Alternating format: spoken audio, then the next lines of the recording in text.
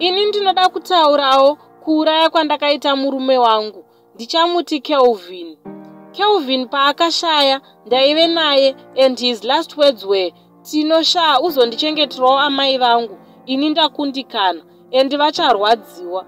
So the night before we went to meet my Nigerian friends, ndipo pandakabaya Kelvin pamhanza netsono mugirazi. Saka I knew hangu kuti he was not going to last a day, because pandakasvika kumba usiku aitoti musoro wangu brain dziri kuita sedzinoda kuputika.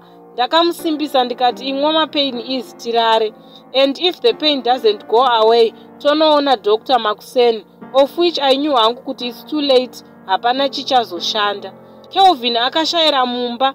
Makuseni acho maziso ake anganga atsvuka kunge ropa uye aine mazitsinga kumeso. Zvakatombondivhundutsawo. Ndakaronga mariro ake and gave him the best. From coffin, hembe dzaakaenda akapfeka, food yakadyiwa pafuneral chaive chirungu, and maNigerians aye they came with fancy cars, and I introduced them kuvanhu as our friends naKelvin. Izvo ivo vange vauya kuzotora Kelvin havo. Zvinhu zvese zvakafamba as planned. Nhamo ikapera, and I promised mai vaKelvin kuti vasatye, and as long ndiri mupenyu chose chavada ndaichozovaitira.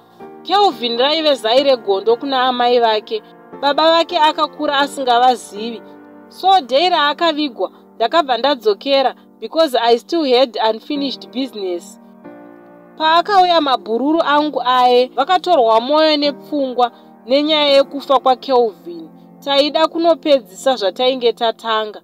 Kelvin, sorry my dearest. Ndakanyengereka. Dai uriko ndichiziva kwekuchemera ndinako, asi ndakakundwa neudyire plus ruchiva. Brain dzako ndakadya, ndakasanganisa nemushonga Dziri Nyoro. Ufunge moyo wako ndinawo mumba mangu. Unotofema asi rugare handina.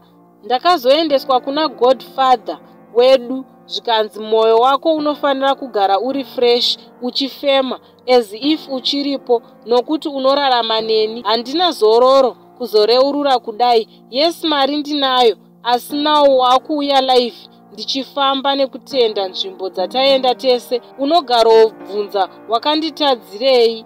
Kutaura chokwadi hapana, asi ndakapindwa naSatani. Ndinokuudza wani kuti dai tiri tese kuAmerica kuno nhai murume wangu, asi ndinewe pamwoyo nemupfungwa, since mwoyo wako ndinawo. Veduwe, ndibatsireiwo zvaakundishungurudza izvi, because murume wangu uyu akungoya even kuhope. Even ndakagara ndinongonzwa mavoices anenge achitaura achiti, "Asi nhai mukadzi wangu, ndakakutadzirei chaizvo." Saka ndaakushayawo zvekuita. Veduwe, ndoitawo sei? Ndakupererwa chokwadi kuti ndoita sei? Kwaingovawo kufuririka kwenguva diki diki kwandakaitwa nemasahwira angu aya ekuNigeria, vakandiita kuti ndiite izvi. Zvino ndaakushaya kuti ndoita sei, because ndatambura ine hama dzangu.